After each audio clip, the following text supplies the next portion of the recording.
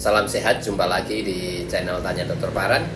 Video kali ini saya akan menjawab pertanyaan dari Muhammad Fajrin di Cirebon, Jawa Barat ya. Apakah sesudah dipila boleh nge-gym lagi ya? Sebelum saya menjawab pertanyaan dari Muhammad Fajrin di Cirebon, Jawa Barat, saya mengingatkan teman-teman yang akan bertanya kepada saya, silahkan tulis di link Tanya Dokter Paran. Saya akan menjawab dan mengupload di channel YouTube Tanya Dokter Paran. Dan bagi yang mau konsultasi langsung dengan saya, ikuti Insight with Dokter Paran setiap Rabu jam 10 pagi ya. Kembali kepada Muhammad Fajrin di Cirebon, Jawa Barat ya. Apakah sesudah dipila boleh nge-gym ya? Saya akan menjawab begini. Kalau kita nge-gym itu permasalahannya yang pertama kita banyak berkeringat ya, karena olahraga apapun ya, termasuk nge-gym itu banyak berkeringat. Oleh sebab itu cairan di dalam tubuh kita akan keluar dalam bentuk keringat ya. Kita tahu yang namanya cairan tubuh kita akan hilang melalui beberapa cara ya. Dari keringat yang pertama, kedua dari uap air yang keluar dalam pembicaraan kita, juga dengan pernafasan kita ya. Ketiga dari buang air besar, keempat dari buang air kecil ya. Jelas ya. Sekarang kalau kita olahraga apapun, nge-gym termasuknya itu kita berkeringat, maka otomatis kencing kita akan berkurang karena keluar dari keringat ya.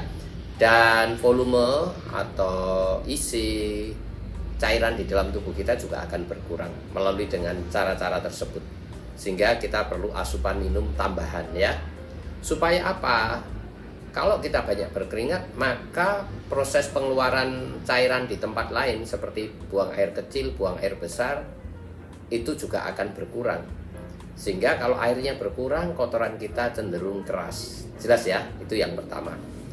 Yang kedua, kalau kita nge-gym, kalau hanya latihan beban untuk otot-otot kita saja di tangan begini tidak jadi masalah. Tetapi kalau melibatkan dengan kita mengejan di daerah perut, ini menyebabkan tekanan di dalam perut meningkat ya.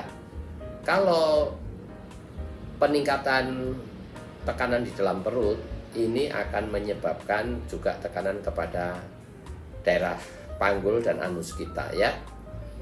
Oleh sebab itu kalau nge-gymnya kita harus mengejan dan meningkatkan tekanan di dalam perut kita, itu sebaiknya dihindari ya.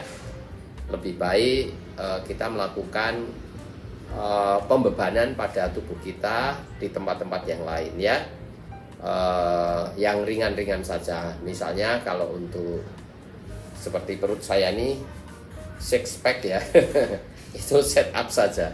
Set up, tidak harus mengangkat-ngangkat beban yang sebetulnya kita mau membentuk tubuh kita bagian yang lain, tetapi bagian perut kita jadi meningkat tekanan di dalam perutnya yang menyebabkan juga tekanan di anus kita juga meningkat ya. Ini menjadi faktor resiko terjadinya basir lagi ya. Jadi apakah sesudah dipila boleh nge-gym? Boleh-boleh saja ya.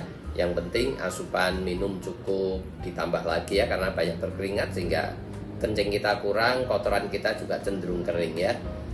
Kemudian makan banyak berserat. Juga kalau kita mengangkat beban, lebih baik tidak melibatkan perut kita secara kuat ya, yang akan meningkatkan tekanan di dalam perut yang sangat kuat ya. Lebih baik ya set up saja, biasa saja, yang tidak terlampau membebani. Atau kalau mau ya berenang saja ya. Karena kalau berenang itu semua bergerak tetapi tanpa pembebanan ya, hanya yang membebani ya berat badan tubuh kita ya, tidak ada tambahan beban yang kita harus angkat ya.